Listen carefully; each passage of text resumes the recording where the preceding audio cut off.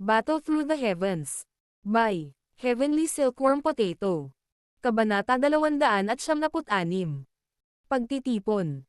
Pagkatapos mag-walkout mula sa asosasyon ng Alchemist, bumalik si Xiaoyan sa inn kung saan siya tinutuluyan. Nagpahinga siya ng ilang oras sa inn hanggang sa makabawi siya sa kanyang peak bago siya umalis sa inn. Pagkatapos ay lumakad siya sa angkan ng Nolan upang simulan ang sesyon ng pag-alis ng lason ngayon.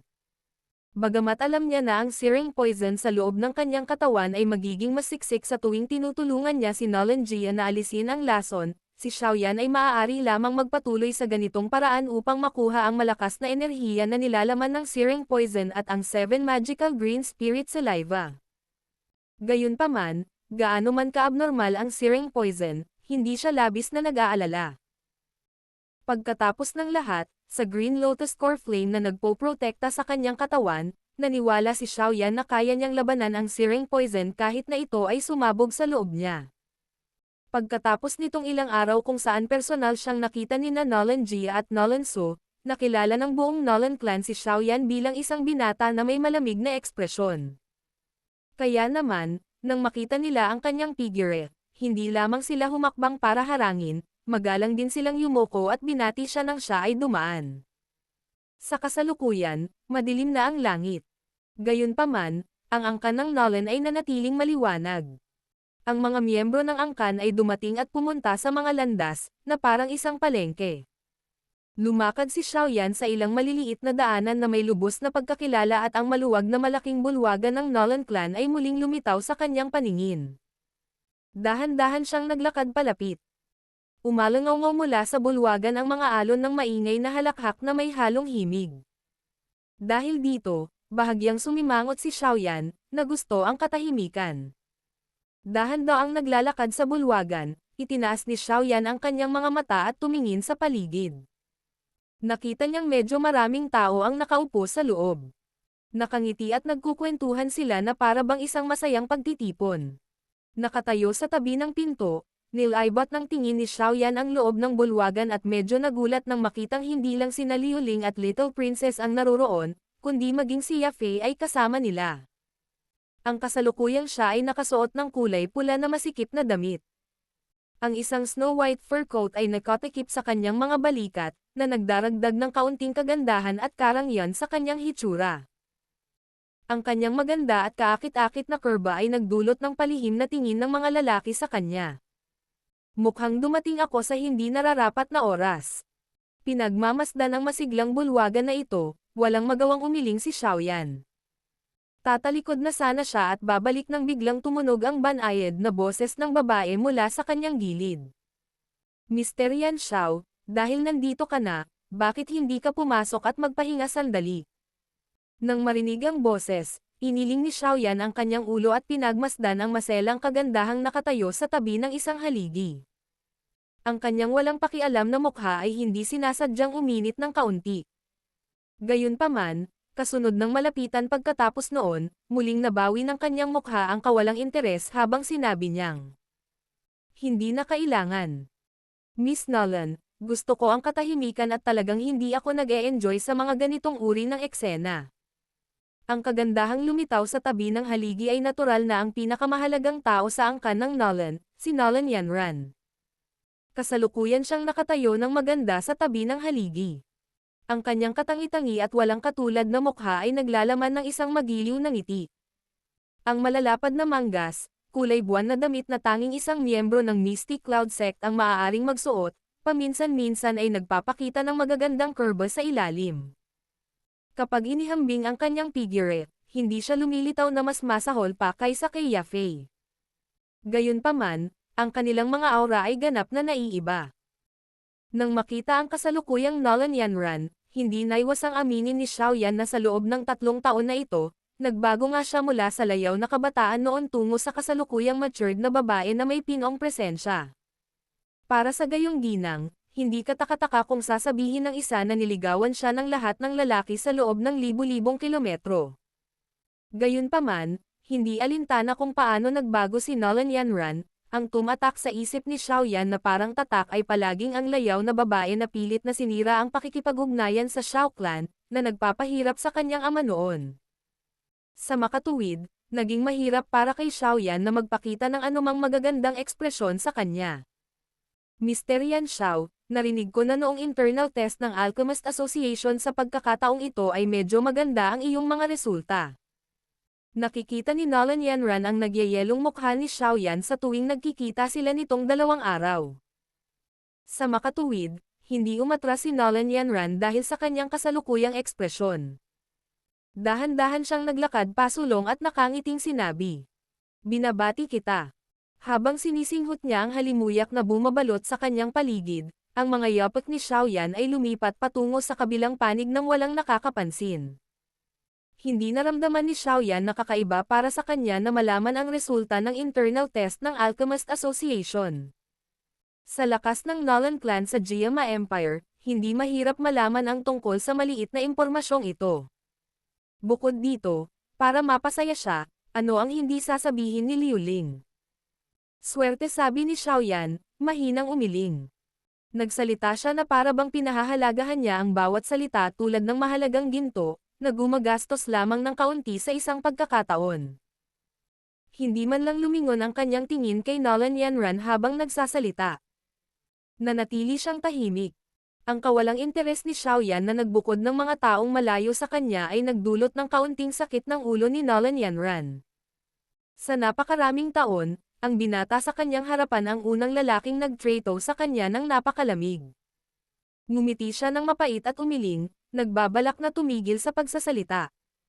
Gayunpaman, hahakbang na sana siya palayo nang biglang tumunog sa likuran nila ang isang mahinang-mahinang tawa na maaaring maging sanhi ng panghihina ng mga paa ng mga lalaki. Hihihi. Miss Nolan, maraming tao ang naghihintay sa iyo sa loob. Pero masayang nakikipag-chat ka rito. Nang marinig ang pamilyar na tawa na ito, lumingon si Xiaoyan. Pinagmasdan niya ang nakakabighaning babae na may dalang tasa ng red wine at tamad na nakasandal sa pinto. Bahagyang natunaw ang malamig at walang pakialam niyang mukha. Hello Mr. Yan Xiao. Nagkita tayong muli. Ngumiti si Yafei at naglakad pasulong habang winawagayway ang kanyang transparent na wine cup kay Xiaoyan. Ang kanyang mahahabang magagandang pilikmata ay naglabas ng isang demonyong fox na parang tuso. Bakit? Malapit ba sina Mr. Yan Xiao at Yafei? Nang marinig ang bati ni Yafei, nagsalubong ang mga kilay ni Nolan Yanran nang hindi nag-iiwan ng bakas habang nakangiting nagtanong. Ilang taon na kaming magkakilala ni Yan Xiao at medyo maganda ang relasyon namin. Sabi ni Yafei at muling ngumiti. Ang kanyang mga mata ay umikot at lumingon kay Xiaoyan habang nakangiti pa rin sa kanyang mukha. Tama ba ako, Mr. Yan Xiao? Nagkibit-balikat si Xiaoyan at kinuha ang wine cup mula sa kamay ni Yafei sa isang off-handed na paraan. Pagkatapos nito, ibinuhos niya ito sa kanyang bibig sa harap ng medyo namumula na magandang mukha ng huli. Nakangiti niyang sabi, "Bakit ka nandito?" Kinuha ni Yafei ang wine cup mula sa kamay ni Xiaoyan at galit na sinabi na medyo namumula ang mukha. Napakabastos mo talaga. Nakangiti si Xiaoyan habang nakatitig sa mapula at makinis na mukha ni Yafei. Ang kaakit-akit na kagandahan ng huli ay talagang nagpakilos sa puso ng mga tao. Hindi nakakagulat na bumalik sa Wutan City, maraming tao ang nagtulak hanggang sa masugatan ang kanilang mga ulo habang nagmamadali silang pumunta sa auction house upang makita ang hitsura ni Yafei. Noon, mukhang may mga sintomas din si tatay. Ang matandang toro na kumakain ng malambot na baso ay hindi magandang gawa. Dahan-daang hinaplos ng kamay ni Xiaoyan ang kanyang baba habang bigla siyang nag-isip ng mali sa kanyang puso. Tumayo si Nolan Yanran sa isang tabi at tinitigan ang 2 taong ito na may ilang senyales ng paglalandian. Medyo naging hindi natural ang kanyang magandang mukha. Noong una ay naisip niya na ang pagiging malamig ni Xiaoyan ay sanhi ng kanyang karakter. Gayunpaman, nang makita niya ang init ng ngiti nito sa pagitan nila ni Yafei, nakita niyang ganap na wala ang lamig na taglay nito sa pagtrato sa kanya. Mr. Yan Xiao, Miss Yafei, maaari kang magpatuloy sa pakikipag-chat. Mauuna na ako. Paumanhin. Bahagyang yumoko si Nolan Yanran sa kanilang dalawa, tumalikod at naglakad papunta sa malaking bulwagan, iniwan ang gumagalaw na figure ng kanyang likod para makita nila. Habang pinagmamasdan niya ang likod ni Nolan Yanran, na umalis, si Xiaoyan ay walang balak na manatili pa. Napaawang ang labi niya at nilasap ang natitirang lasa ng red wine sa bibig niya. Buntis. May lakas ka ng loob na talagang samantalahin ang nakakatandang kapatid na babae. Pagkaalis ni Nolan Yanran, naging patayo ang mga kilay ni Yafei habang kinakausap niya si Xiaoyan ng may inis. Ang tingin ni Xiaoyan ay dumaan sa mukha ni Yafei at sa wakas ay tumigil sa mapang-akit na mapupulang labi. Naalala niya ang nakakabighaning pag-iisip sa kanilang dalawa na umiinom sa iisang wine cup kanina. Isang ngiti ang sumilay sa gilid ng kanyang bibig. Habang ang kanyang bibig ay tinatitigan ni Xiaoyan, natural na alam ni Yafei ang kanyang iniisip. Kaagad, ang isang nahihiyang pamumula ay lumipad sa kanyang magandang mukha habang pinapadyak niya ang kanyang mga paa at pinagalitan. Kung patuloy kang kikilos ng kakaiba, huwag sisihin si ate sa pagsisigaw ng iyong tunay na pangalan. Nang makita ang kanyang nahihiyang ekspresyon, ngumiti si Xiaoyan at akmang binawi ang kanyang tingin.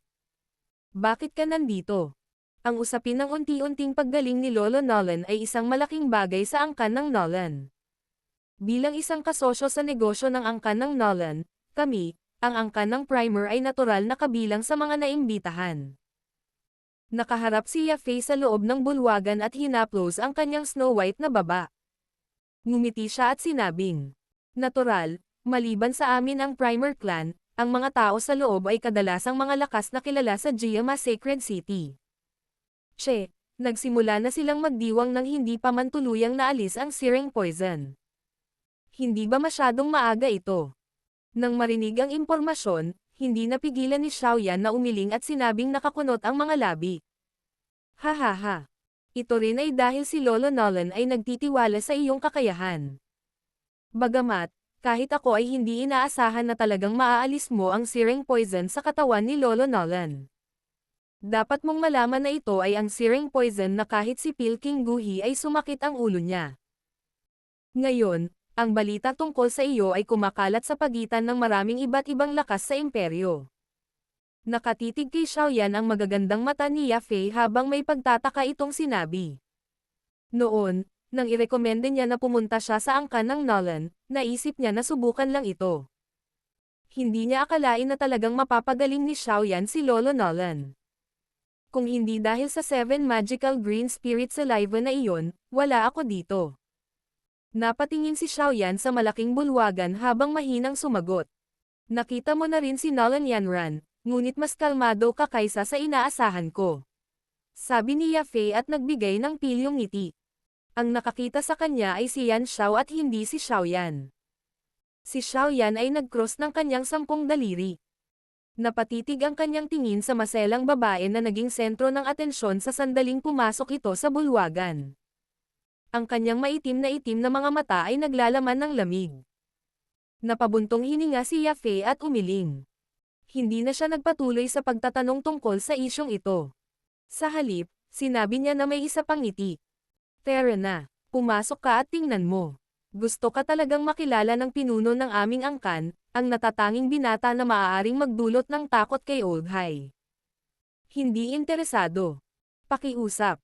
Little fellow, napakalaki ng naitulong sa iyo ni Elder Sister. Hindi mo maaaring maging sanhi ng pagkawala ng mukha ni Elder Sister. Nang makitang balak ni Xiaoyan na umalis, pinagdikit ang mga maselang kamay ni Yafei at patuloy niya itong niyugyug. Ginagawa mo ang mga tao na gumawa ng mga hanggal na desisyon. Si Yafei ay ipinanganak na may kaakit-akit na aura. Idinagdag ang maliit na batang babae na ito tulad ng paraan, Xiaoyan ay maaari lamang ngumiti ng mapait at iling ang kanyang ulo sa visual na pag-atake na ito. Ikinumpas niya ang kanyang kamay at walang magawang sinabi. Sige. Tara na at tingnan natin. Nang makitang sumang-ayon si Xiaoyan, agad na lumitaw ang kagalakan sa magandang mukha ni Yafei. Nawala agad ang ugali ng mukha ng batang babae. Pagkatapos ay tumalikod siya at matikas na pinona ang daan sa harapan. Habang pinapanood ang mabilis na pagbabago niya, mapait na ngumiti si Xiaoyan at bumantong hininga. Sinundan lang siya nito. Pumasok sila sa main door. Ang ingay na naman sa loob ay naging dahilan ng bahagyang pagkunot ng noo ni Xiaoyan. Alam ni Yafei na gusto niya ang katahimikan at nagmamadaling iniabot ang kanyang maselang kamay upang mabilis siyang hilahin sa gitna ng karamihan. Sa itsura ni Yafei, natural lang na madali siyang mahuli ng mga tao. Kaagad, maraming mga tingin ang bumungad.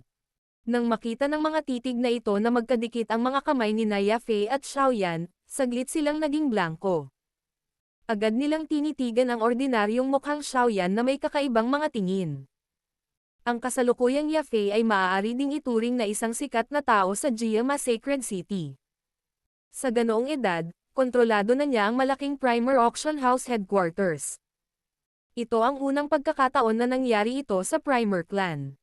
Bukod dito, pinamahalaan niya ang auction house hanggang sa ito ay nasa perpektong pagkakasunod-sunod. Nagdulot ito ng labis na pagkagulat sa maraming tao na tumawag sa kanya na isang flower vase. Bagamat si Yafei ay mainit sa ibabaw at mukhang napakadaling kausapin, alam ng mga taong pamilyar sa kanya na ang kaakit-akit, nakamamanghang nilalang na ito ay may isang uri ng pagtutol sa mga lalaki. Madaling maging isang ordinaryong kaibigan, ngunit kung gusto ng isa na umunlad sa susunod na yugto, ito ay puno ng kahirapan. Sa makatuwid, nang makita nila na si Yafei ay aktwal na magkahawa-kamay sa isang lalaki na hindi maganda ang hitsura, natural na kakaiba ang kanilang mga tingin. Siyempre, sa hitsura at aura ni Yafei, walang pagkukulang ng mga humahanga sa bulwagan. Ang mga titig na pinagmamasdan ng mga taong ito kay Xiaoyan ay puno ng asim at galit. Ang iba't ibang uri ng tingin sa paligid niya ay hindi nagdulot ng anumang pagbabago sa mukha ni Xiaoyan. Hinayaan niya si Yafei na hilahin siya ayon sa gusto niya habang ang kanyang ekspresyon ay kalmadong tinitiis ang mainit na mga titig na iyon. Habang dumadaan sila sa karamihan, biglang huminto ang mga yabag ni Yafei. Tumalon sa kanya ang tingin ni Xiaoyan at pinagmasdan ang mga tahimik na upuan sa isang sulok. Sa lugar na iyon, isang maputi ang buhok na matandang nakangiti habang nakikipag-usap sa mga nakapaligid sa kanya. Ang kanyang bahagyang mahigpit na matandang mukha ay bahagyang nakalabas ng ilang dignidad. Siya ang pinuno ng aming Primer Clan, Primer Tengshan. Mahinang pakilala ni Yafei. Pagkatapos noon, tila may naramdaman siya at mabilis na binitawan ang kamay ni Xiaoyan. Hinawi ng kanyang maselang mga daliri ang itim na buhok sa kanyang noo. Habang nakatayo sa likuran niya, napansin ni Xiaoyan na mas lalong namula ang malambot na dulo ng kanyang mga tainga. Oh, biglang tumanggaw si Xiaoyan sa kanyang ulo. Sinundan niya si Yafei at dahan-daang naglakad papunta sa platform. Pagkatapos nito, huminto ang kanyang mga yapak. Pagkatapos ay mabilis na humakbang pasulong si Yafei, yumuko ang kanyang katawan at mahinang nagsalita sa tainga ng matanda. Maya-maya, ngumiti ang matanda at tumanggo. Itinaas niya ang kanyang ulo, tinitigan si Xiaoyan at tumayo. Ngumiti siya at sinabi, "Nakababatang kaibigang Yan Xiao. Matagal na akong nakarinig tungkol sa iyo at natutuwa akong makilala ka sa wakas. Ako ang pinuno ng Primer Clan, Primer Tengshan. Ako ay isang taong walang pangalan. Paano ako magiging may halaga para sa Clan Head Tengshan?" Ngumiti si Xiaoyan at sinabing, "Walang maraming tao sa Jiama Empire ang nakakatanggap ng ganoong pagtrato mula sa Old High. Paano mo maituturing na batang kaibigan ka na walang pangalan?" Sabi ni Primer Tengshan sabay ngiti. Ngumiti si Xiaoyan nang hindi nagsasalita. Tahimik niyang bumulong sa kanyang puso. Mukhang hindi ordinaryo ang relasyon ng Hai Bodong sa Primer Clan. Huwag mong sabihin sa akin na miyembro din ng Primer Clan ang matandang iyon. Hihihi. Nakababatang kaibigang Yan Xiao, mangyaring umupo. Ngumiti si Primer Tengshan at ibinigay ang upuan sa tabi niya kay Xiaoyan. Napaatras siya ng kaunti, ngumiti at sinabi pagkatapos niyang makitang tinanggap ni Xiaoyan ang kanyang alok. "Nakababatang kaibigang Xiaoyan, medyo maganda ang resulta mo sa pagsusulit sa Alchemist Association sa pagkakataong ito. Binabati kita." Iniisip ko kung sadyang hinahayaan nitong Alchemist Association na ipaalam ang impormasyon o ang kanilang lihim na kakayahan sa pag-iingat ay napakahirap. Bakit alam ng lahat? Nang marinig ang mga salita ni Primer Tengshan, walang magawang umiling si Xiaoyan. Maaari lamang siyang magpanggap at maging magalang. Sa panahong ito na ang nakababatang kaibigang Yan Xiao ay nasa Jiama Sacred City, maaari kang direktang pumunta at hanapin si Yafei kung mayroon kang kailangan ng tulong, lalo na't ikaw at siya ay matandang magkaibigan. Nakangiting sabi ni Primer Tengshan. Sa pagitan ng kanyang mga salita, inilarawan niya ang relasyon ni Xiaoyan at Yafei sa isang napaka-hindi maliwanag na paraan. Nang marinig ito, itinagilid ni Xiaoyan ang kanyang ulo at pinagmasdan si Yafei na nagangat ng red wine at matikas na tinikman ito. Marahil ay naunawaan niya ang kahulugan ng mga salitang Primer Tengshan. Sa ilalim ng refleksyon ng red wine, ang kanyang kaakit-akit na magandang mukha ay naging lalong kaakit-akit na makinis na pula. Walang magawang umiling si Xiaoyan. Malabong tugon lang ang naibigay niya. Pagkatapos ng paalala ni Hai Baodong, kasalukuyang iniisip ni Primer Tengshan ang lahat ng iba't ibang paraan para maging mas malapit kay Xiaoyan. Ang karaniwang mahigpit na ekspresyon ay binawi na. Pinalitan ito ng isang ngiti na sobrang init. Ang malumanay na paraan na iyon ay naging sanhi ng pagtataka ng mga nasa malapit na pamilyar sa Primer Tengshan. Sinimulan nilang tahimik na hulaan ang pagkakakilanlan ni Xiaoyan sa kanilang mga puso. Bilang pinuno ng angkan, si Primer Tengshan ay likas na madaldal. Bukod dito, naroon pa rin si Yafei na paminsan-minsan ay ngumingiti at malumanay na paputol sa usapan. Ang kapaligiran dito ay lumitaw na lubhang magkatugma. Battle Through the Heavens. Kabanata 277. Muzon. Sa kabilang sulok ng malaking bulwagan, nakangiting nag-uusap si Nolan Jia at ang mga panauhin na naririto upang ipagdiwang ang masayang okasyon. Kung nagkataon, ang kanyang tingin na lumilipad sa paligid ay biglang huminto sa direksyon kung saan nakaupo ang grupo ni Xiaoyan na may 3 tao. Nang makita niya ang mainit at maayos na paraan ng pagtawa, bahagyang kumunot ang kanyang mga kilay. Ngumiti siya at pinaalis ang mga bisitang nasa harapan niya bago umatras ng ilang hakbang at dumating sa gilid ni Nolan Su at Nolan Yanran. Yanran, napakalapit ba ng batang kaibigan na sina Yan Xiao at Primer Tengshan? Mahinang tanong ni Nolan Jia. Inikat ni Nolan Yanran ang kanyang matingkad na mga mata. Napatingin siya sa sulok kung nasaan si Xiaoyan. Matapos mahigop ng marahan ang red wine sa kanyang kamay, umiling siya at sinabing, sa palagay ko ay hindi siya malapit kay Primer Tengshan. Sa halip, dapat ay malapit siya kay Yafei. Nakalimutan mo na ba? Noon ay dumating si Yan Xiao dahil sa sulat ng rekomendasyon ni Yafei. Pinagsalubong ni Nolan Jia ang kanyang mga kilay at mahinang pinagalitan. Gusto talaga ng matandang Tengshan na iyon na gumamit ng kagandahan para akitin siya. Napakawalan Jia. Sa potensyal ni Yan Xiao, walang limitasyon sa kanyang kinabukasan.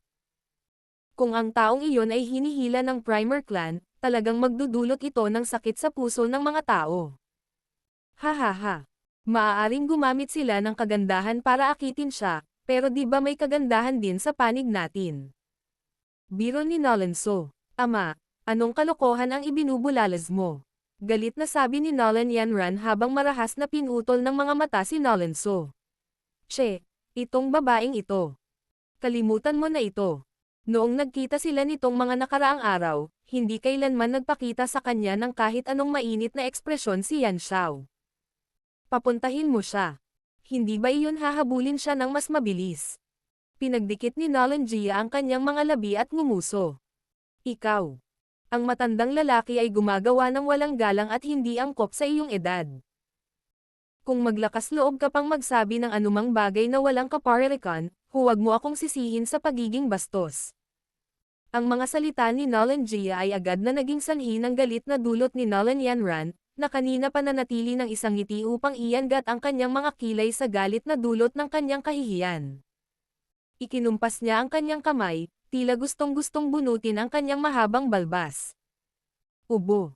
Sa tabi, umubo si Nolan Su ng ilang beses, pinaalalahanan ang pares ng lolo at apo na ito na bigyang pansin ang okasyon. Hinintay niyang tumahimik silang dalawa bago biglang nagsalita. Bagaman, ang babaeng iyon na si Yafei ay lalong naging maganda nitong ilang taon. Ang kanyang mga pamamaraan sa pakikipag-ugnayan sa lipunan ay isang bagay na hindi maikukumpara ng ilan sa atin sa mas lumang henerasyon. Sa puntong ito, si Nolan Yanran ay mas mababa sa kanya. Ang kanilang angkan ay itinayo sa komersyo. Natural lang na magaling sila sa pakikipag-ugnayan sa lipunan. Paano mo inaasahan na ikumpara ko siya? At saka, kahit payag ka, hindi papayag ang guro. Inilibot ni Nolan Yanran ang kanyang mga mata sa sulok na iyon. Nang makita niya ang ngiti at pag-uusap ni na Xiaoyan at Yafei, medyo nakaramdam siya ng kawalan. Naniniwala siya na ang kanyang hitsura at presensya ay hindi magiging mas masahol pa kaysa kay Yafei, ngunit si Yan Xiao, mula sa simula, ay hindi kailanman nagpakita sa kanya ng isang mabait na ekspresyon. Bagamat sa kanyang katayuan, hindi niya kinailangang subukang pasayahin si Yan Xiao, si Nolan Yanran, na ang puso ay labis na mapagmataas, ay hindi gustong makita ang lalaking iyon na hindi interesado sa kanyang kagandahan na ngumiti at makipag-chat sa kanyang harapan sa ibang babae. Marahil ito ay isang uri ng emosyon sa puso ng bawat babae, isa na ikinukumpara ang kanilang sarili sa iba. Subukan mong mag-isip ng paraan. Huwag mong hayaang tumakbo si Yan Xiao sa Primer Clan. Isipin mo na lang lahat ng maraming benepisyo na dinala ni Pilking Guhi sa Mystic Cloud Sect nitong mga taon. Naniniwala ako na sa potensyal ni Yan Xiao, ang kanyang mga tagumpay sa hinaharap ay hindi magiging mas mababa kaysa kay Guhi. Napabuntong hininga si Nolan Jia. Sige. Tumanggo si Nolan So. Isa pang bagay, Yanran, bigyan mo ng kaunting pansin si Liu Ling. Mukhang may galit siya kay Yan Xiao dahil sa iyo. Ang talento ng taong ito ay maaaring napakahusay, ngunit ang kanyang puso ay medyo makitid. Kung gagamitin niya ang lakas sa likod niya upang maging kaaway ni Yan Xiao, hahamakin ko siya. Napasulyap si Nolan Jia sa isang maliit na bilog ng mga taong pinagsama-sama sa bulwagan. Nasa gitna ng bilog si Liu Ling at Little Princess. Sige, susubukan ko ang aking makakaya. Bahagyang kumunot ang noo ni Nolan Yanran at tumanggo.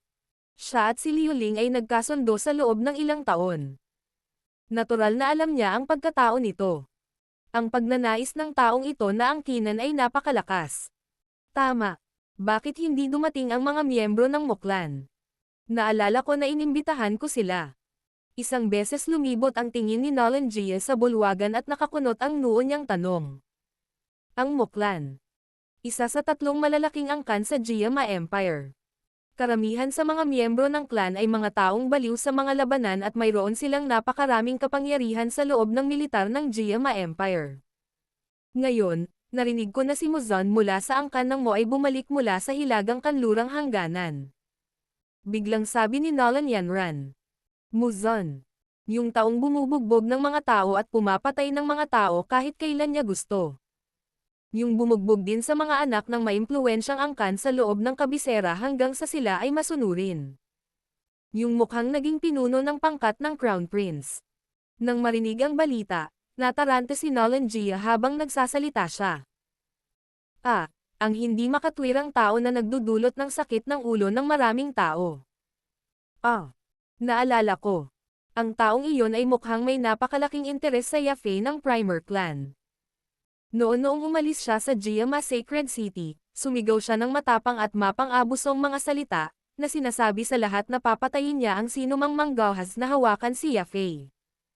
Inaalala ang malaking kaguluhan na dulot ng isyu noon, naramdaman ni Nolan So na hindi siya makatawa o umiyak. Iniisip ko kung gaano kalaki ang pagbabago ng hindi makatwirang tao pagkatapos maranasan ang 2 taon sa hangganan ng imperyo.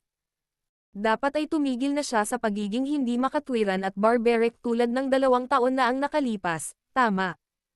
Nakangiting sabi ni Nolan Yanran. Pakiramdam ko may mangyayari ngayong gabi. Hinawakan ni Nolan Jia ang kanyang puting balbas habang nakatingin ang kanyang tingin sa lugar kung saan naruroon ang 3 tao na grupo ni Yafei. Umiling siya at sinabing. Pinaikit ni Nolan Yanran ang kanyang magagandang mata at mahinang tumawa. Malamang. Magiging ganito. Sana kung may mangyari mang gulo, hindi ito mauwi sa malaking gulo.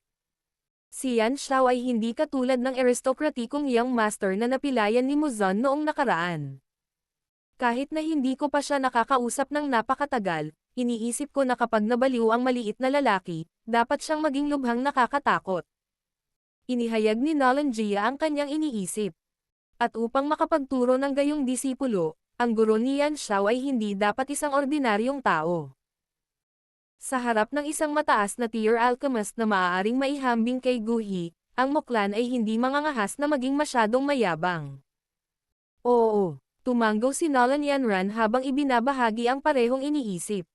Matapos maging parte ng Mystic Cloud Sect sa napakaraming taon, malinaw na malinaw sa kanya kung anong uri ng kakayahan mayroon ang isang alchemist na katulad ng tier ni Guhi. Hihihi. Kukuha ako ng papansin yan. Napangiti si Nolanso. Pagkatapos nito, pinitik niya ang kanyang tasa ng alak sa isang bisita na lumapit bago nilunod ang nilalaman nito habang nagsimula siyang makipag-chat ng nakangiti. Big Brother Liu Ling, iyon ba ang taong tumalo sa iyo? Siya ay mukhang napaka-ordinaryo. Sa isang bilog sa loob ng bulwagan, isang binata na nakasuot ng mag-agarang damit ay sumulyap sa lugar kung saan naroon si Xiaoyan at sinabi habang hinahampas ang kanyang mga labi. Hahaha. Wala akong pagpipilian kasi hindi ako kasing galing niya. Itinaas ni Liu Ling ang kanyang tasa ng alak at nakangiting sinabi. Hihihi. Maaaring gumamit ng paraan ang taong iyon na hindi natin alam para manloko. Si Big Brother Liu Ling ay disipulo ni Grandmaster Guhi. Paano siya matatalo sa walang pangalan na lalaking ito? Ang isa pang binata ay kumampi kay Liu Ling at tumawa. Ngumiti si Liu Ling, ngunit hindi nagsalita. Hindi niya ibinuka ang kanyang bibig para paalang sala si Xiaoyan. Mukhang napakaswerte ng kapwa niya sa mga babae. Talagang kaya niyang maging napakalapit sa primer clan na si Miss Yanfei. Hindi napigilan ng isang lalaking kanina pa gustong mapalapit kay Yafei na may acidic na bibig nang makita ang ngiti at usapan nilang dalawa. Mababaw na humigop ng red wine ang munting prinsesa. Dahan-dahang tinapik ng kanyang pinong daliri ang ibabaw ng glass cup, na naglalabas ng malinaw na tunog. Tinatamad niyang sinulyapan si Xiaoyan at tumawa ng mahina. Ngayong gabi, maaaring may kawili-wiling nangyayari. Anong ibig mong sabihin? Nang marinig ito, si Liu Ling ay nalilito. Maghintay lang at tingnan. Mahiwagang ngumiti si Little Princess. Sabay-sabay niyang nilagok ang red wine sa kanyang tasa. Habang ang oras sa pagtitipon ay dahan-daang lumipad, isang malaking dugong pulang kabayo ang biglang dumaan mula sa kabilang dulo ng maliwanag na kalye sa labas ng pangunahing pasukan ng Nolan clan sa isang bastos at mayabang na paraan. Ang mga nagdaraan sa magkabilang gilid sa daan ay nagmamadaling umiwas sa gulat. Ang kargamento ng dugong pula, malaking kabayo ay biglang huminto nang malapit na itong makarating sa pangunahing pasukan ng Nolan clan. Isang kulay berdeng figure ng tao ang tumalon pababa mula sa likod ng kabayo. Inangat niya ang ulo niya at tinignan ang main door. Sa ilalim ng liwanag mula sa liwanag, isang batang mukha ang nahayag. Ang pagsasayaw sa pagitan ng kanyang mga mata ay isang bangis at kalupitan tulad ng sa isang tigre. Ang binatang ito na nasa 25 o 26 years old ay hindi tumitingin sa mga gwardya sa gilid ng main entrance. Siya ay random na naghagis ng isang plato at humakbang sa Nolan clan. Sa napakasiglang malaking bulwagan, pumasok ang binata na nakasuot ng berde mula sa nakabukas na pintuan. Nakahawak ang kanyang mga braso sa kanyang leeg habang sinasampal ang kanyang mga labi at pinagmamasdan ang mga tao sa loob. May binulong ang bibig niya. Narinig siya ng mga malapit sa kanya na nagsabi. Isang grupo ng mga hanggal. Sa sandaling pumasok ang binata sa bulwagan, may ilang mga tingin na lihim na nagliwanag. Nilaybot ng tingin ng binata ang bulwagan, tila may hinahanap. Ilang sandali pa ay tumigas ang kanyang paningin at pumutok ang gilid ng kanyang bibig. Bakas sa mukha niya ang hangarin na pagpatay. Sa tahimik na upuan, nakangiti at nag-uusap sina Xiaoyan at Yafei. Ilang sandali pa, itinaas ni Xiaoyan ang isang tasa ng alak mula sa mesa at hinigop ito. Habang ginagawa niya iyon ay biglang tumigas ang nakangiti niyang mukha at biglang naningkit ang tahimik niyang mga mata. Nang walang anumang babala, biglang lumabas ang isang kulay berdeng daochi mula sa loob ng katawan ni Xiaoyan. Ang tasa ng alak sa kanyang kamay ay pumutok at nabasag ng malakas. Pilit na pinaikot ang kanyang katawan at bahagyang umikot ang palad. Naikuyong ito ng mahigpit sa isang kamao na may dalang isang matalim na pagsabog habang marahas nitong binasag ang puwersa na lumitaw sa kanyang likuran. Bang! Sa mahinang tunog, ang malakas na puwersa ng enerhiya mula sa kamao ni Xiaoyan ay marahas na bumaril sa lahat ng direksyon. Ang mga nakapalibot na mesa at upuan ay nagkawatak-watak na may nakakatakot na tunog sa ilalim ng mapanirang hanging ito. Ang mabangis na puwersa na ibinuga mula sa kanyang kamao ay naging dahilan upang si Xiaoyan ay gumawa ng ilang hakbang pasulong upang ganap na maalis ito. Ang nakangiti niyang mukha ay unti-unting nagdilim. Inangat ni Xiaoyan ang kanyang ulo at tinitigan ang binata na nanginginig ang kanyang kamay at marahas na nakatitig sa kanya na may mukha na puno ng bangis at brutalidad. Isang maitim at malamig na layunin ng pagpatay ang lumabas sa maitim at itim na mga mata ni Xiaoyan. Battle Through the Heavens. Kabanata 278. Isang maikling labanan. Ang mabangis na puwersa na biglang sumulpat sa malaking bulwagan ay mabilis na gumuhit ng tingin sa mga nasa paligid. Nang makita ng mga titig na ito ang mabangis at brutal na mukha ng binata, lahat sila ay pansamantalang natigilan. Kaagad, ibinaling nila ang kanilang nagngangalit na mukha kay Xiaoyan, nakaharap ng binata. Maliwanag, nakilala nilang lahat ang binatang ito na nagtataglay ng kilalang pangalan sa kabisera. Nagsimula na ba silang mag-away? Sa malaking bulwagan, ngumiti si Little Princess at pinagpag ang red wine sa kanyang transparent cup habang mahinang tumawa. Ah! Iyon ay si Muzon. Karamihan sa mga taong nakapaligid sa munting prinsesa ay mga anak ng mga aristokrata. Kaya naman, makikilala nila ang binata na may mukha na puno ng bangis at kalupitan. Kaagad, nagbago ang kanilang mga ekspresyon nang hindi sinasadyang umiyak. Marami sa kanila ang nagdusa sa ilalim ng taong ito noon. Hindi katakataka na sinabi mo na may kawili-wiling mangyayari ngayong gabi. Nakikita kong pinag-uusapan mo ang taong ito. Pagtingin sa berdeng damit na si Muzon, si Liuling ay sandaling natigilan bago siya agad na tumawa ng mahina na may pag-unawa. Maraming tao sa kabisera ang nakakaalam na si Muzon ay labis na nahuhumaling kay Yafei mula sa Primer Clan. Noon, bago siya umalis, siya ay mayabang na nagpahayag na papatayin niya ang sinumang maglakas loob na hawakan si Yafei. Isang mababaw na ngiti ang sumilay sa mukha ng Little Princess. Sumulyap ang kanyang tingin kay Xiaoyan na naging malungkot na mukha dahil nahuli siya sa palihim na pag-atake. Sinabi niya.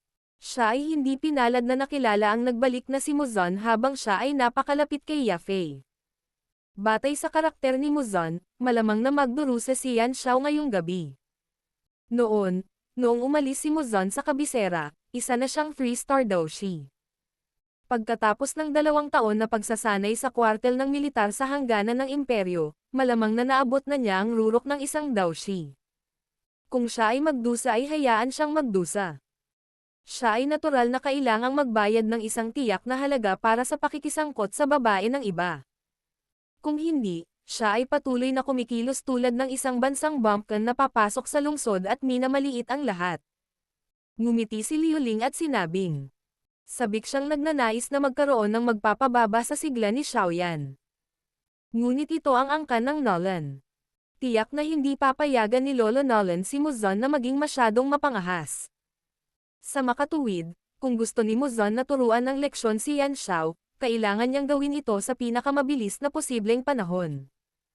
Kung hindi, kapag bumalik sina Lolo Nolan at Primer Tengshan, nakalis lang, wala na siyang pagkakataon. Nakangiting sabi ni Little Princess. Sa pagtanggi sa kanyang imbitasyon ngayong hapon, malinaw na si Xiaoyan ang naging dahilan upang hindi nasiyahan ang dalagang ito na may pambihirang katayuan. Sa makatuwid, wala siyang anumang intensyon na humakbang upang mamagitan sa usapin. Malamig na tumawa si Liuling at mahinang sinabi. Ngunit si Muzon ay nagkataon na ang uri ng tao na hindi magsasabi ng anumang bagay na hindi kailangan kapag nagsimula siyang makipag-away. Panoorin mo lang, malapit na silang mag-away. Habang sinasabi niya ang mga salitang ito, ang kanyang tingin ay itinapon na sa lugar sa bulwagan kung saan nangyari ang kaguluhan.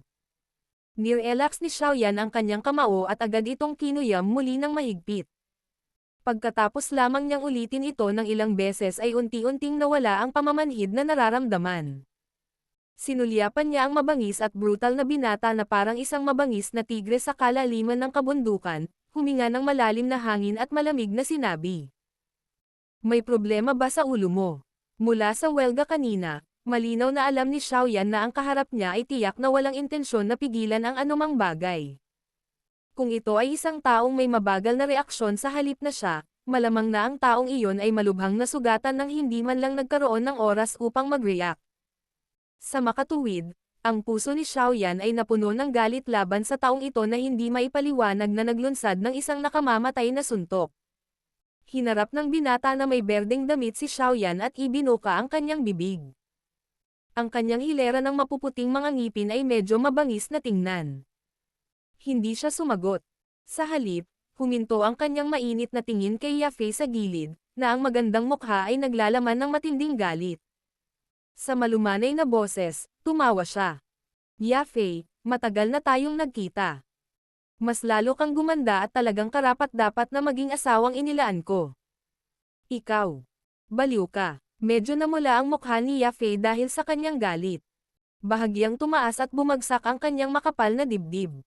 Sa kabila ng 2 taon na hindi nagkita, ang taong ito ay napakabarbaro at hindi makatwiran gaya ng dati. Walang sabi-sabi, direkta siyang nagbigay ng walang awa na suntok sa isang tao. Yan Xiao, ayos ka lang ba? Si Yafei ay mabilis na naglakad papunta sa gilid ni Xiaoyan. Tumingin siya sa itaas at pababa, pinalaki siya habang nagmamadaling nagtanong. Umiling si Xiaoyan. Nanatili ang kanyang tingin sa katawan ng binata na may berdeng damit habang mahinang nagtanong. Sino siya? Muzon. Miyembro siya ng muklan mula sa 3 malalaking clan, isang baliw na nakakasakit talaga ng ulo ng isa. Noon, bahagi ng dahilan kung bakit ako lumabas para magkaroon ng karanasan ay dahil gusto kong magtago sa kanya. Ngumiti ng mapait si Yafei at sinabing. Ang kanyang pag-atake ay talagang mabisyo, talagang mabisyo. Mahinang tumawa si Xiaoyan. Ang kanyang ngiti ay naglalaman ng isang maitim at malamig na hangarin sa pagpatay ngunit naging sanhi ito ng pagbabago sa magandang mukha ni Yafei sa tabi niya. Huwag maging walang ingat. Si Muzon ang pinakanamumukod-tinging tao sa mga kabataang henerasyon ng muklan. Noong umalis siya sa kabisera, isa na siyang Daoshi. Pagkatapos magkaroon ng karanasan sa pagtira sa border barrack sa loob ng 2 taon, ang kanyang lakas ay mabilis na umabot sa nakatatandang henerasyon. Ikaw. Si Yafei, na pamilyar sa karakter ni Xiaoyan, alam na talagang galit na galit siya sa karakter ni Xiaoyan. Gayunpaman, si Muzon ay hindi rin ordinaryong tao. Kung talagang lalaban sila, mahirap sabihin kung sino lang ang mananalo. Kaya naman, agad-agad niya itong hinikayat. Brat, bago ka ba sa kabisera? Hindi nakakagulat na maglakas loob kang maging malapit kay Yafei. Ang pag-aalalang ipinakita ni Yafei kay Xiaoyan ay naging sanhi ng kabangisan at kalupitan sa mukha ni Muzon na maging mas sagana kaysa dati. Pinaihit niya ang kanyang leeg at malinaw na tunog ng basag ng buto. Inangat ni Xiaoyan ang kanyang mga mata at sinulyapan ang binatang ito na hindi man lang nag-abalang pagtakpan ang layunin ng pagpatay sa kanyang puso. Itinikom niya ang kanyang mga labi at ang gilid ng kanyang mga mata ay mabilis na nagwalas sa paligid ng bulwagan. Nagsimula nang umatras ang ilang miyembro ng angkan ng Nolan. Sa hitsura nito, gusto nilang pumunta at ipaalam kay Nolan Jia at sa iba pa ang nangyari dito. Marahil ay tama si Yafei. Ang binata sa kanyang harapan ay talagang nagbigay kay Xiaoyan ng isang pakiramdam ng panganib. Kahit na ganito, gayunpaman, hindi niya nilayo na magtago sa likod ni Yafei hanggang sa dumating si Nolan Jia at ang iba pa. Ilang sandali ang nakalipas, ang mapanganib na pag-atake ni Muzon, na halos naging sanhi ng kanyang malubhang pinsala, ay naging sanhi ng pagnanais na makipaglaban sa puso ni Xiaoyan. Ito ay pinigilan sa loob ng 1 buwan na si Xiaoyan ay hindi nakipag-away sa mga panahong iyon at ngayon ay sinamahan ng galit habang ito ay ganap na sumabog. Sa makatuwid. Sa pagkakataong ito, hindi niya intensyon na ipagpatuloy ito. Ang maitim na mga mata ni Xiaoyan ay nakatitig kay Muzon habang isinasantabi niya ang pag-aalinlangan ni Yafei. Inilahad niya ang kanyang kanang kamay at agad na kinulat iyon. Ang isang mabangis na puwersa ng pagsipsip ay agad na sumipsip ng isang putol na binti ng isang upuan, sa paligid ng kapal ng isang hita, sa kanyang kamay mula sa di kalayuan. Hinawakan niya ito ng mahigpit at bumagsak ang katawan niya sa katahimikan. Ilang sandali pa, muling lumabas ang kanyang kulay berdeng Daochi.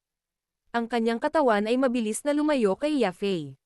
Sa isang hakbang ng kanyang mga paa, isang enerhiyang pagsabog ang tumunog at ang figure ni Xiaoyan ay naging isang itim na linya habang binaril niya si Muzan sa paraang parang kidlat. Brat! Ang lakas ng loob mo! Habang nagbibigay siya ng isang malungkot na ngiti kay Xiaoyan na talagang nagkusa na maglunsad ng isang pag-atake, isang emerald green na Daochi ang dumagsa sa katawan ni Muzan. Ang kanyang pares ng kamao ay talagang naging kulay ng patay na kahoy. Sa sandaling ito, ang lugar kung saan naruroon sina Xiaoyan at Muzan, ay walang alinlangan na naging sentro ng atensyon ng buong bulwagan.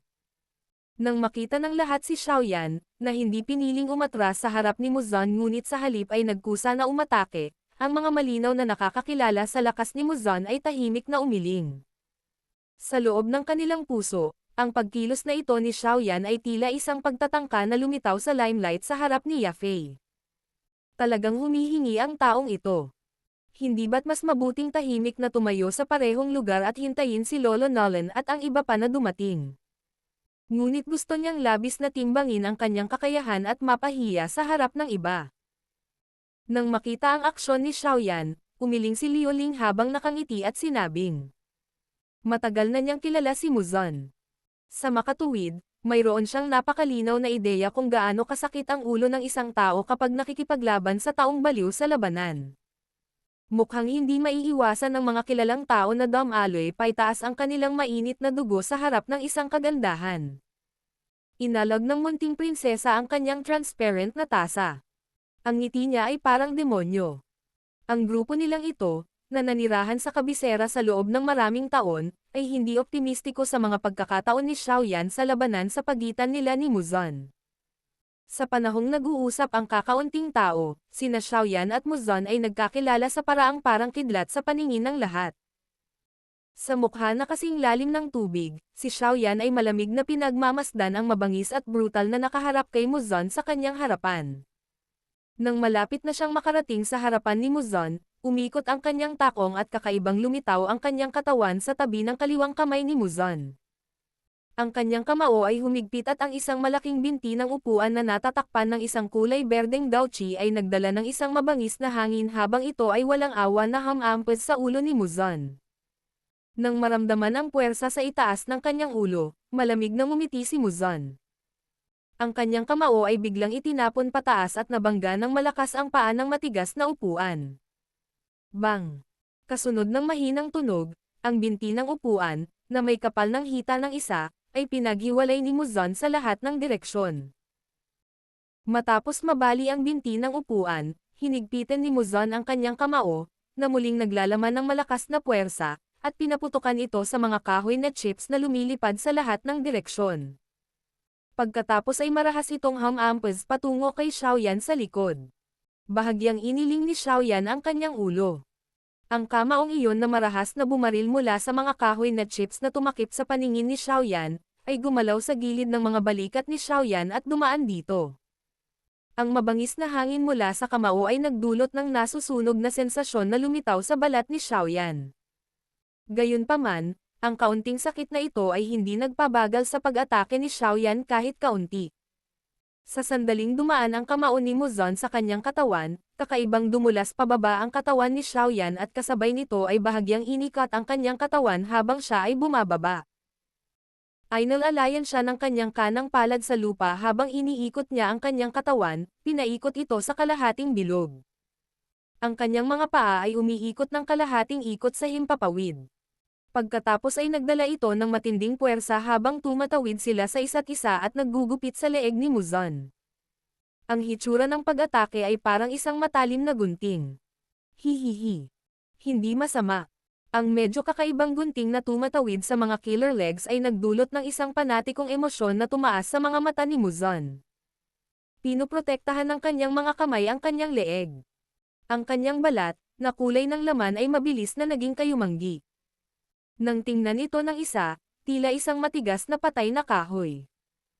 Ang mga binti ni Xiaoyan ay marahas na nabasag sa mga kamay ni Muzan ngunit naglabas sila ng dalawang kakaibang tunog.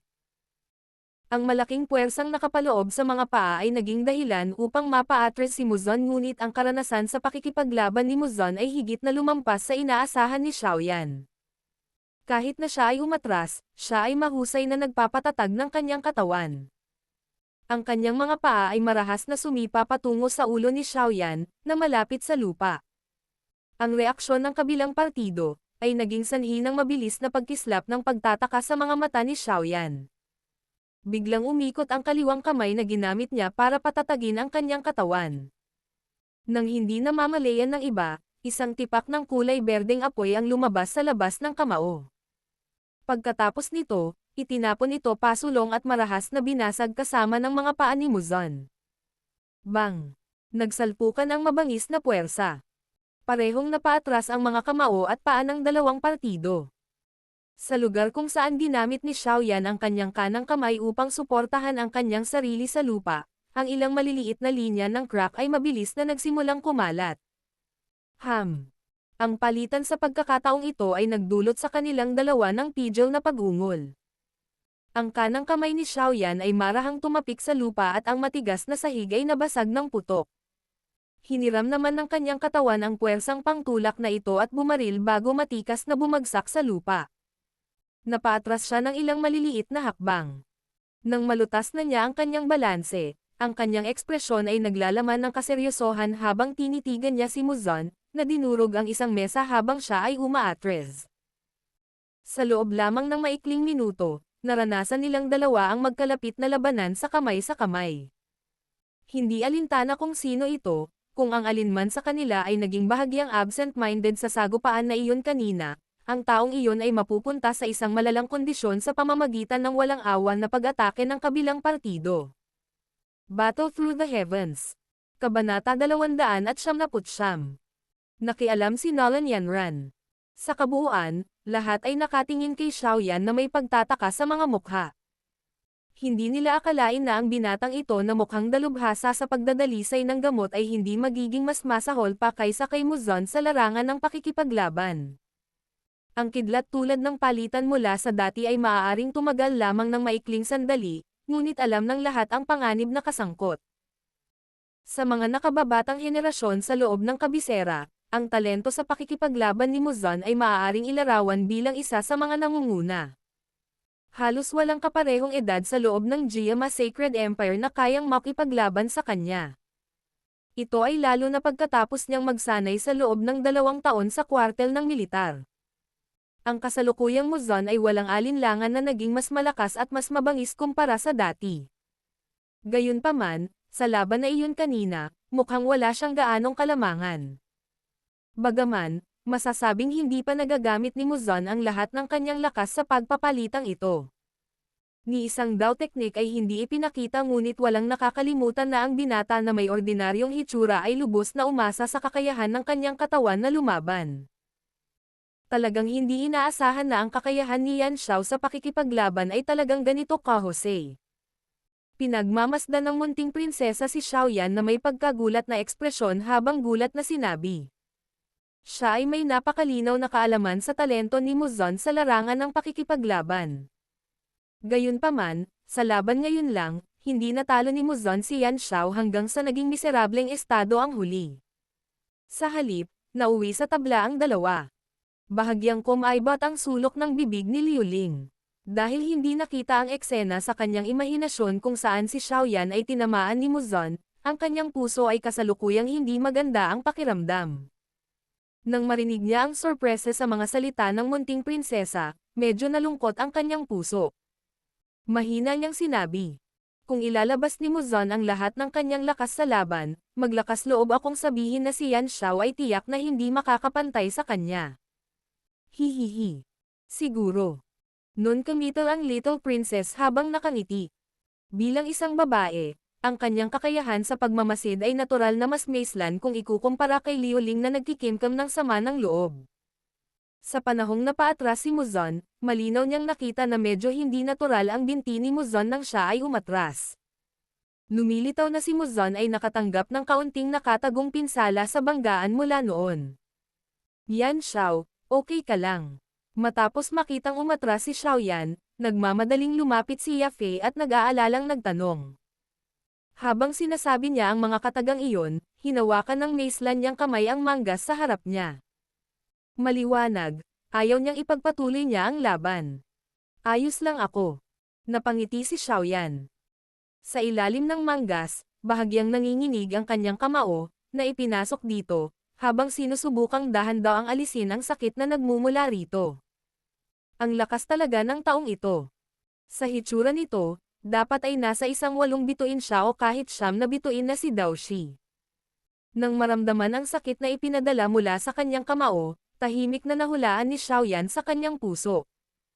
Ngunit, sa tingin ko, ang kasalukuyang siya ay dapat ding nahihirapan. Ang apoy ay nagsupol ng kahoy. Ang pagsunog ng Green Lotus Core Flame mula sa aking kamao ay tiyak na magdulot ng isang nakatagong pinsala sa taong ito. Sinulyapan ni Xiaoyan ang paa ni Muzan at ang sulok ng kanyang bibig ay tumaas sa isang malamig na ngiti. Matiim na tinitigan ni Muzan si Xiaoyan na may mabangis na mukha.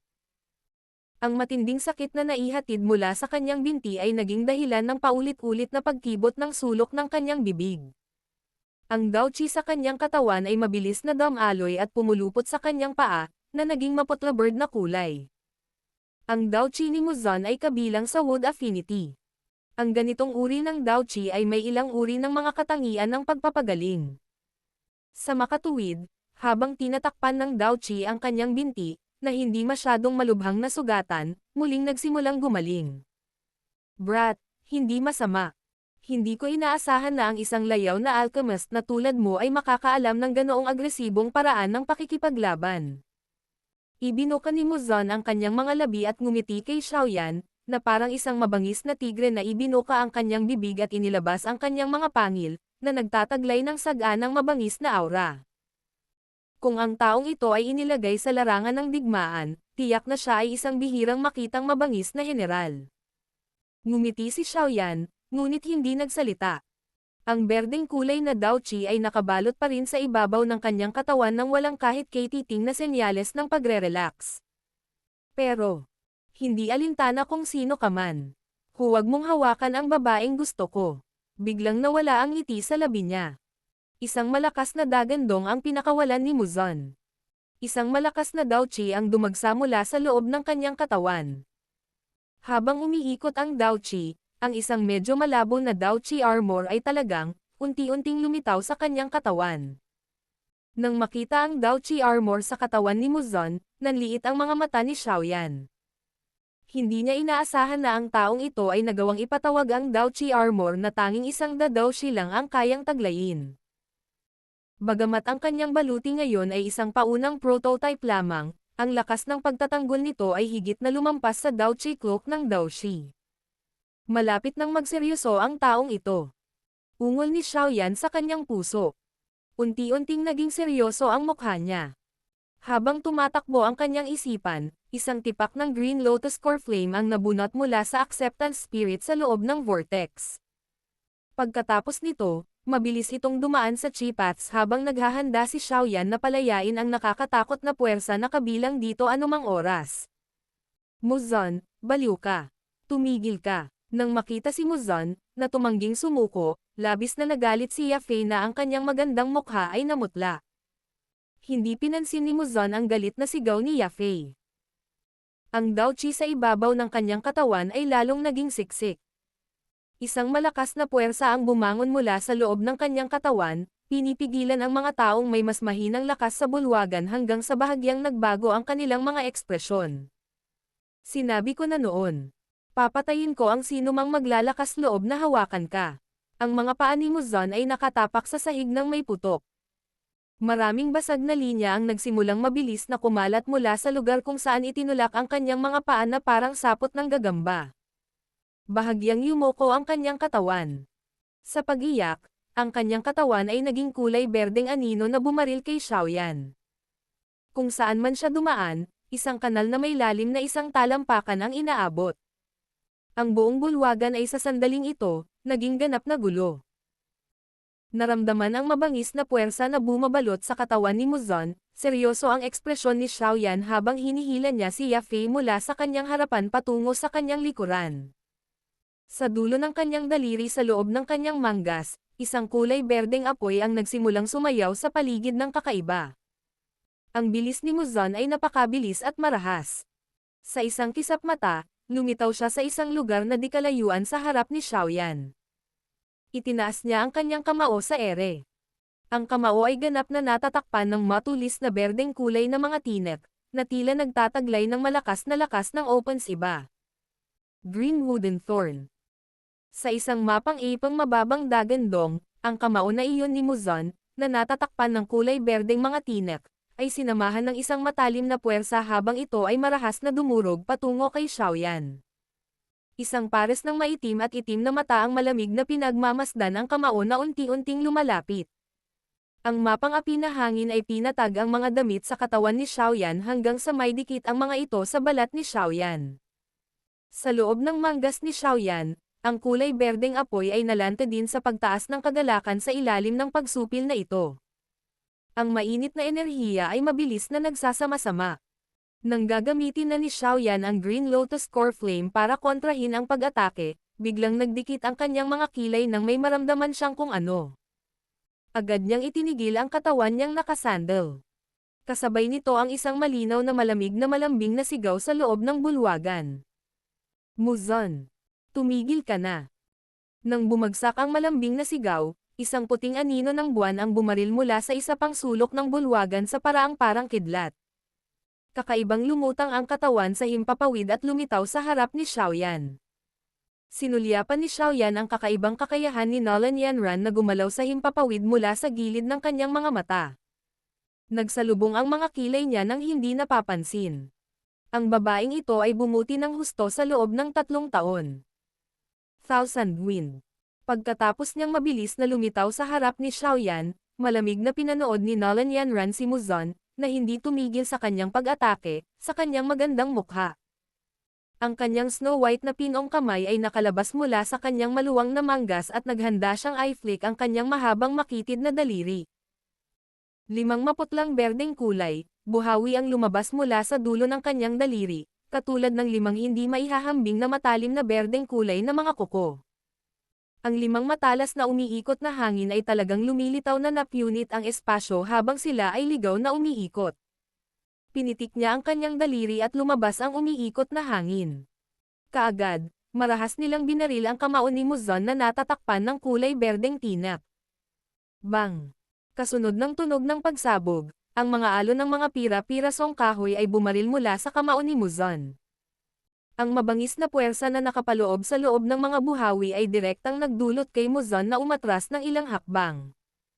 Sa bawat paglapag ng kanyang mga paa, nag-iiwan siya ng malalim na bakas sa lupa. Nang lumapag ang huling yabag, ang braso ni Muzan ay nanginginig ng husto.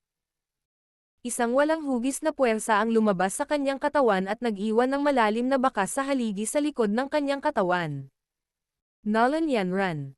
Hihihi. Hindi ko akalain na magiging mas malakas ka pala pagkatapos ng 2 taon na hindi nagkita.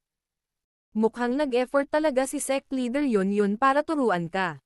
Dinilaan ni Muzan ang sariwang dugo sa kanyang kamao. Hindi niya pinansin ang kaunting sakit na ito habang nagtataka niyang sinabi. Muzan, ito ang Nolan clan, hindi ang iyong muklan. Si Mr. Yan Xiao ay bisita ng aming Nolan clan at hindi dapat sumailalim sa iyong walang pidgel na pag-uugali. Mahinang iyak ni Nolan Yanran. Naningkit ang mga mata ni Muzan.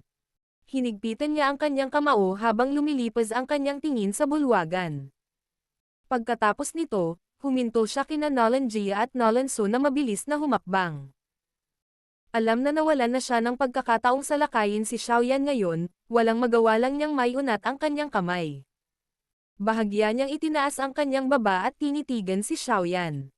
Dahil kay Nolan Yanran, hindi kita pipalayan ngayon. Pero ipapayo ko sa iyo na layuan mo si Yafei sa hinaharap. Kung hindi, ihahatid kita anumang oras. Malamig na ngumiti si Xiaoyan at sinabi. Pagkatapos ng palitan mula noon, alam niya na ang antas ni Muzan ay bahagyang mas mataas kaysa sa kanya.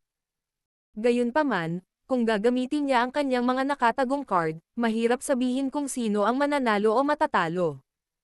Mayroon kang ilang gulugad. Hindi ko inaasahan na sa oras na bumalik ako sa kapital, may makikilala akong tao na matatapakan ko. Nasa sabik na talaga ako. Ibinuka ni Muzan ang kanyang bibig at ngumisi kay Xiaoyan. Ang mapuputi niyang ngipin ay tila medyo siksik. Nangangailangan ito ng lakas upang makatapak ng isang tao. Huwag mabutas ang iyong mga paa bago mo man lang matapakan ang tao. Hindi nagpakita si Xiaoyan ng kahit katiting na kahinaan o nakakatakot na aksyon laban sa binatang ito na hindi nag-abala na itago ang kanyang pagmamataas at dominanteng ugali. Ang kanyang pagbibigay ng tit for tat na paraan ay naging sanhi ng labis na pagtataka ng lahat. Sige, huwag kayong mag-usap ng kaunti. Ngayon ang pagtitipon ng angkan ng Nolan. Huwag guluhin ang mood ng lahat. Ang 2 taong ito na nag-aaway sa isa't isa ay naging dahilan upang bahagyang sumimangot si Nolan Yanran habang walang magawang saway. Nagkibit balikat si Xiaoyan. Ang kanyang tingin ay bumaling mula sa katawan ni Muzan patungo sa kagandahan na nakatalikod sa kanya. Nanliit ang mga mata niya habang marahang pamitik ang daliri niya sa loob ng manggas niya. Ang pag-atake ni Nolan Yanran kanina ay ang unang pag-atake na nakita ni Xiaoyan na ginamit niya mula nang makilala niya siya. Ito ay tulad ng isang piraso ng isang lag-ari. Para magawa niyang ibalik si Muzan na pantay na nakikipaglaban sa kanyang sarili, ang lakas ng babaeng ito ay napakabilis na umunlad sa nakalipas na 3 taon. Kahit na ang Dao technique na ipinakita niya ngayon ay hindi isang mababang uri, ang mataas na klase na Dao techniques ay hindi gaanong magagamit kung wala siyang suporta ng isang makapangyarihang Dao Chi sa ganitong uri ng labanan kung saan ang mga antas ng magkabilang partido ay napakalapit. Ang Mystic Cloud Sect ay walang pinaghirapan sa pag-aayos sa kanya. Magiging masaya ang 3 taon na kasunduang ito. Huminto ang tingin ni Xiaoyan sa magagandang kurba ng malambot na katawan ni Nolan Yanran habang bumubulong sa kanyang puso. Battle Through the Heavens. Kabanata 300. Ang wakas. Tumigil ka, sabi ko. Sigaw ni Nolan Jia na may pangit na ekspresyon habang sumisikip siya sa naguguluhan ng mga tao at mabilis na nakarating sa tabi ni Nolan Yanran.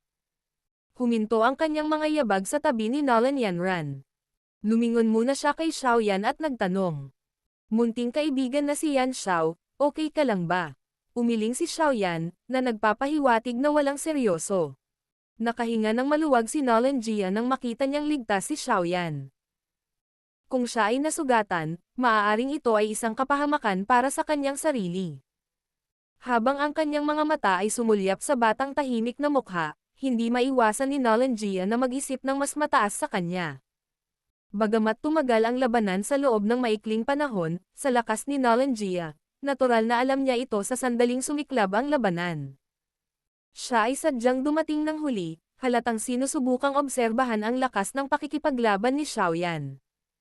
Pagkatapos ng lahat, maraming mga alchemist, kahit na napakahusay sa pagpino, ay ganap na gulo pagdating sa pakikipaglaban. Nakita na ni Nolan Jia ang mga ganoong tao noon. Ang batang ito, hindi ko inaasahan na bukod sa pagkakaroon ng isang pambihirang talento sa alchemy, ang kanyang lakas sa pakikipaglaban ay hindi rin mahina. Kung titingnan ang kanyang mga agresibong pag-atake, siya ay tila isang taong nakapatay na noon. Palihim na humahanga sa kanyang puso, ibinaling ni Nolan Jia ang kanyang mga mata kay Muzan, lumubog ang kanyang matandang mukha habang sumisigaw. Muzan, hindi ko akalain na pagkatapos ng 2 taong karanasan, hindi lang nito napigilan ang iyong hindi makatwirang pagmamataas, ngunit sa halip ay naging dahilan upang lalo kang maging mayabang. Ito ang Nolan clan, hindi ang iyong Mo clan. Kahit sinong matandang si Jin na iyon, hindi siya lumapit kay Chen. Hihihi. Lolo Nolan, itigil mo na ang pagsaway sa akin. Gusto ko lang tingnan ang husay ng kaibigang ito. Hindi ko sinasadyang gumawa ng gulo sa Nolan clan. Tungkol naman sa lahat ng nasirang ari-arian, tatawagan ko kaagad ang mga tao para tuluyang mapalitan ang lahat. Bagamat ang likas na katangian ni Muzan ay labis na mayabang, sa harap ni Nolan Jia, na ang seniority ay maihahambing sa kanyang lolo, hindi siya nang ahas na manloko o maging mapangahas. Agad naman siyang tumawa sabay tango ng ulo. Ang mga salita mo na ito ay maaaring makapanlin lang ng isang multo. Malamig na bamantong hininga si Nolan Jia habang direktang nakatitig kay Muzin at sinabi sa malalim na boses. Muzon, sasabihin ko na ito sa iyo ng malinaw, si Yan Xiao ay isang kilalang panauhin ng aking pamilya Nolan. Ayokong masaktan siya. Bagamat, ang iyong Mo clan ay maraming mga baliw, ang aking Nolan clan ay hindi dapat binibira. Alam na alam ni Nolan Jia ang karakter ni Muzon. Matapos mabigang atakihin si Xiaoyan ngayon, maaari niyang atakihin ang kanyang mga miyembro ng clan sa hinaharap. Upang matiyak ang kaligtasan ni Xiaoyan at magkaroon ng paborebleng impresyon sa angkan ng Nolan, sinabi ni Nolan Jia ang mga salitang ito, na naging sanhi ng lihim na pagbabago ng mga ekspresyon ng maraming tao, sa harap ng lahat. Nang marinig ang mga salita ni Nolan Jia na tila hindi biro, bahagyang nagbago ang ekspresyon ni Muzon. Hindi niya inaasahan na si Nolan Jia ay talagang mag-iiwan ng ganoong kahirap na salita para lamang sa isang Tier 2 alchemist. Kakaiba ang tingin ni Muzon habang tumitingin-tingin siya sa itaas at pababa at tinitimbang si Xiaoyan na nasa likod ni Nolan Yanran. Lihim siyang nagtaka sa kanyang puso. Ano nga ba ang pagkakakilanlan ng brat na ito? Pag-uwi ko, kailangan kong kumuha ng mag-iimbestiga sa kanya ng maayos. Bakit? Anong nangyari? Habang tahimik na binibigkas ni Muzon ang kanyang sarili, isa pang matandang boses ang tumunog mula sa labas ng karamihan. Isang manipis na figure ang kumislap at lumipat sa karamihan at agad na lumitaw sa tabi ni Xiaoyan na parang multo. Nalipat ang tingin ng lahat. Si Primer Tengshan ang tinawag ng isang tao kanina. Muzon. Ang mga mata ni Primer Tengshan ay napunta sa gulo sa buong lugar. Nang lumipat ang kanyang tingin kay Muzon, una siyang nagulat. Nang lumingon siya at nakitang magkasama si Naya Fei at Xiaoyan, tila naunawaan niya kaagad ang buong sitwasyon. Kaagad, ang kanyang lumang mukha, tulad ni Nolan Jia, ay mabilis na lumubog. Ang kanyang mga matandang mata ay marahas na tumitig kay Muzon at galit na sinabi. Nagsisimula kang lumikha ng gulo sa sandaling bumalik ka. Naniniwala ka ba na hindi ko makukuha si Mo Chen, ang matandang iyon na hindi mamamatay, na muling paalisin ka sa hangganan para magkaroon ng karanasan? Clan Head Tengshan. Nandito ka rin. Nang makita ang taong dumating, si Muzon, na walang takot, ay agad na nanginag. Noon, ang pinakamalaking dahilan na nagresulta sa kanyang pag-alis sa kabisera at pagpunta sa hangganan ay dahil ang mayabang na si Muzon ay nagalit kay Primer Tengshan. Nagresulta ito sa angkan ng mo na walang pagpipilian kundi itapon ang salot na ito sa mga hangganan ng imperyo. Sa makatuwid, nang makita niya ang Primer Tengshan sa sandaling ito, nagpakita si Muzin ng kaunting takot habang siya ay awkward na ngumiti at nagpakumbaba sa kanyang pagsasalita. Marahan na umungol si Primer Tengshan. Sinulyapan niya si Nolan Jia sa kanyang tabi habang dahan-daang sinabi. Bibigyan din kita ng paalala. Kapag umalis ka sa lugar na ito, huwag kang pumunta at makipag-away sa batang kaibigang si Yan Xiao. Kaibigan din siya ng Primer Clan.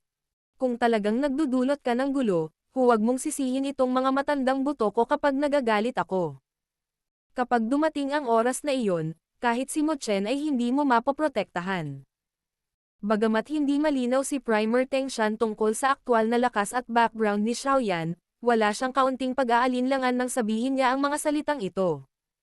Ang isang malakas na tao sa klase ng duo Huang na may mapagmataas na karakter ay talagang handang sumunod sa panig ni Xiaoyan bilang bodyguard.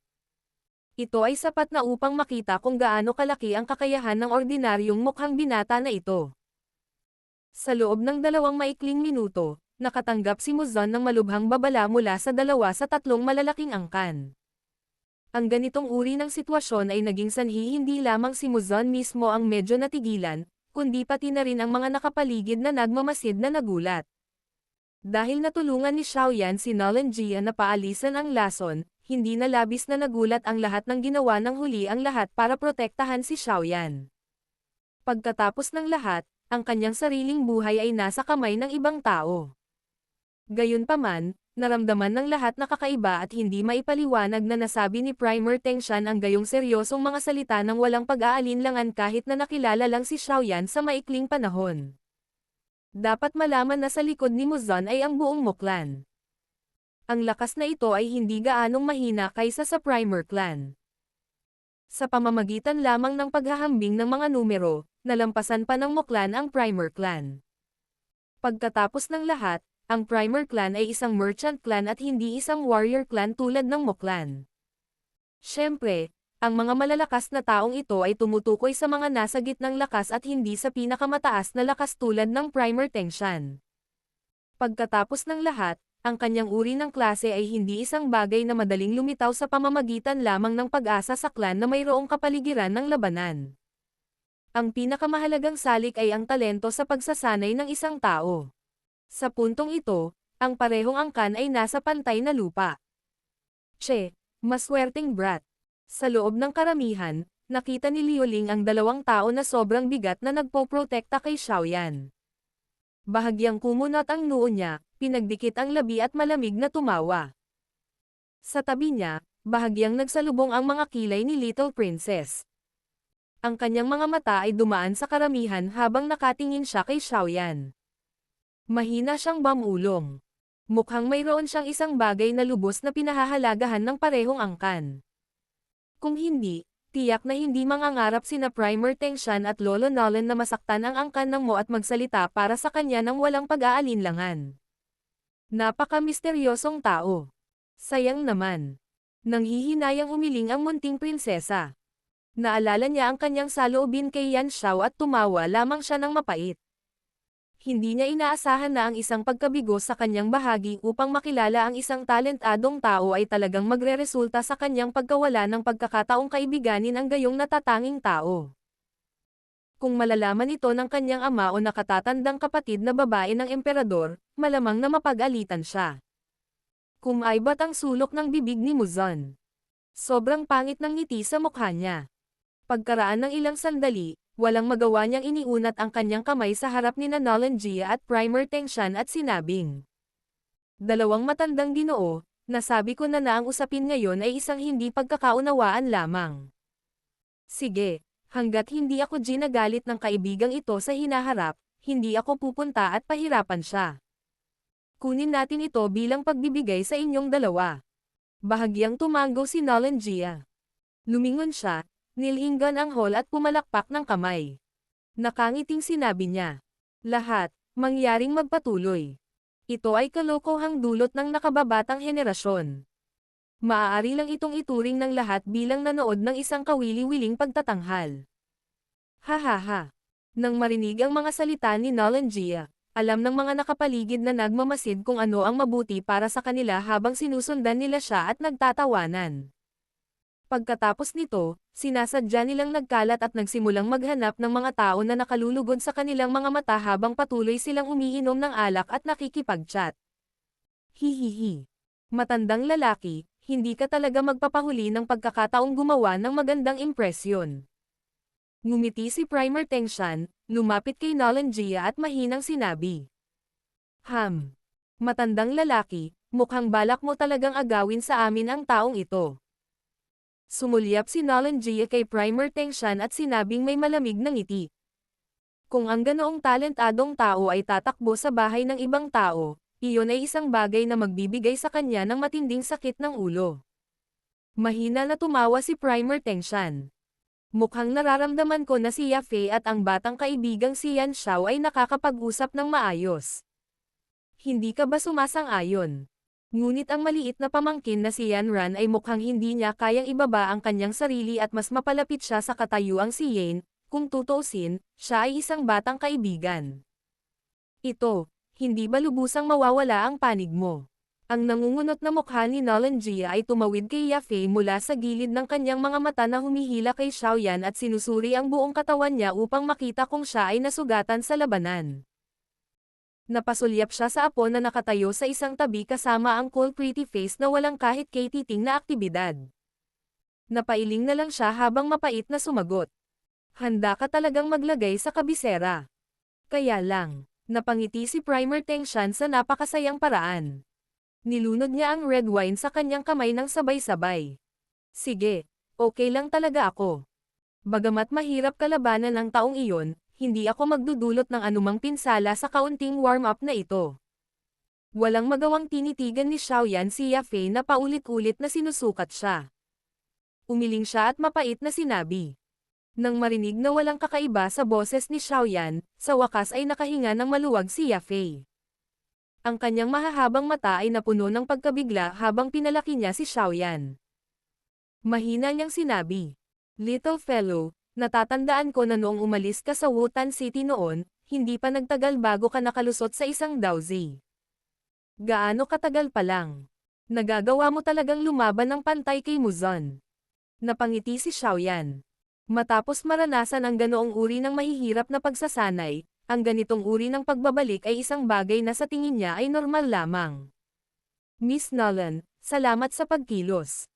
Si Yafei ay umabant ng 2 hakbang, lumapit sa tabi ni Nolan Yanran at ngumiti habang tinutulungan si Xiaoyan na magpasalamat sa kanya. "Si Mr. Yan Xiao ay bisita ng aming Nolan clan. Natural lang sa akin na humakbang pasulong." Sa totoo lang, sa lakas ni Mr. Yan Xiao, mukhang hindi kailangan ang aking aksyon. Sumulyap si Nolan Yanran kay Xiaoyan.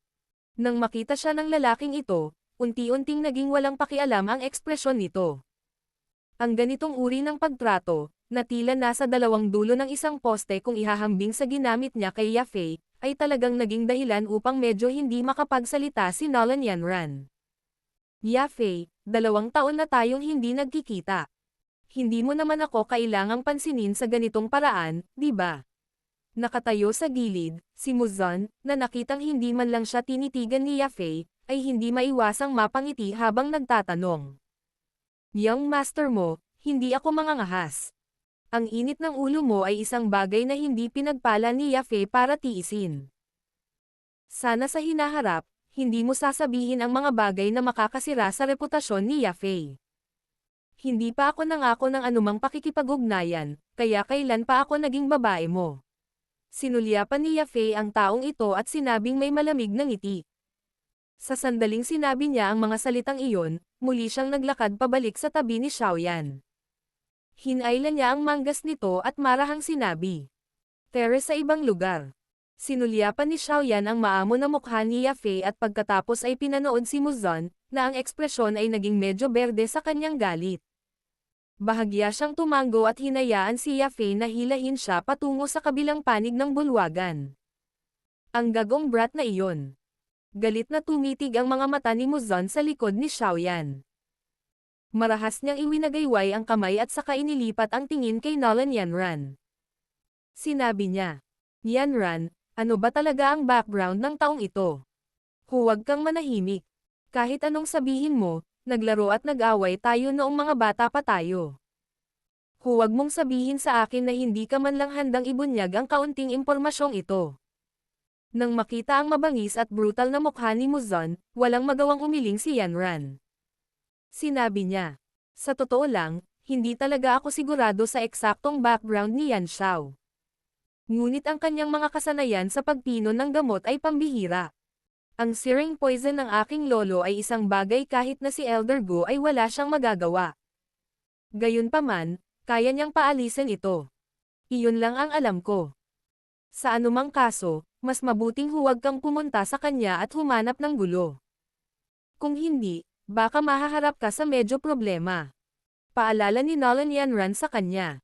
Pagkatapos ay tumalikod siya at dahan-daang naglakad papasok sa bulwagan, iniwan si Muzan na nakatayong mag-isa sa parehong lugar at nagngangalit ang kanyang mga ngipin, na hindi nakapagbitiw sa sitwasyon. "Wala akong pakialam kung ano ang iyong pagkakakilanlan. Huwag mo akong bigyan ng pagkakataon." Kinagat ni Muzan ang kanyang mga ngipin at walang awa na sinabi sa mahinang boses.